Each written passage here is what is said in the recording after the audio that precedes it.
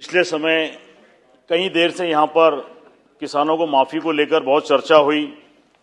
सत्ता में बैठे सभी नेताओं ने यह कहा कि हमने ये कर्जा माफ किया, हमने वो कर्जा माफ किया। अच्छी बात है, किसानों का कर्जा माफ किया आपने, इसके लिए मैं आपका धन्यवाद करता हूं। किसानों के साथ साथ में आपने अडानी और अंबानी का भी कर्जा माफ करा, मैं उसका भी धन्यवाद करता हूं। किसान कर्जा क्यों लेता है? किसान कर्जा लेता है उसके खेत के लिए, बीज के लिए, खाद्य के लिए, कीटनाशक के लिए।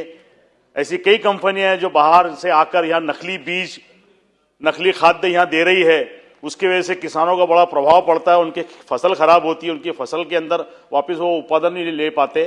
तो मेरा अध्यक्ष महोदय आपसे गुजारिश है, कृषि मंत्री यहां बैठे हैं, राज्य सरकार के सभी महत्वपूर्ण लोग हैं यहां पर, मैं उनसे कहता हूं कि महाराष्ट्र के अंदर जो नकली बीज बिक रहा है, मेरे अकोला सिटी के अंदर, मेरे जिले के अंदर पिछले टाइम नकली बीज पकड़ा गया, अभी तक उन पर कोई कार्रवाई नहीं हुई।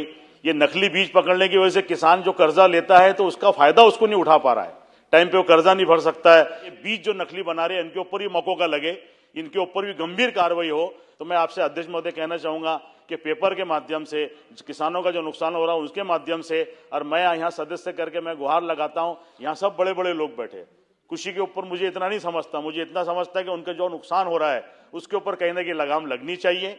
और पंजाबराव कृषि विद्यापीठ के अंदर जैसे मेरे सम्मान्य सीनियर आमदार साहब ने, रणदीप सावरकर साहब ने जो बात कही है, सही बात है कि उन लोगों ने अपनी जमीनें देने के बाद में आज उनको नौकरियां करने की आफत हो गई। उन लोगों को अभी तक, वो प्रकल्पग्रस्त लोगों को आज तक नौकरी नहीं मिल पाई, उनके तरफ भी ध्यान देना चाहिए। और मेरी फिर से एक बार पूरे सदन से गुजारिश है, मैं किसी भी टीका टिप्पणी नहीं कर रहा हूं, एक किसान की वेदना बता रहा हूं कि वो नकली बीज खरीद लेता है और उसकी फसल खराब हो जाती है। वो कर्जा लेता है इसलिए कि वो नकली बीज, वो असली बीज खरीदे, खाद्य खरीदे, कीटनाशक खरीदे, लेकिन उसको सब नकली मिल रहा है।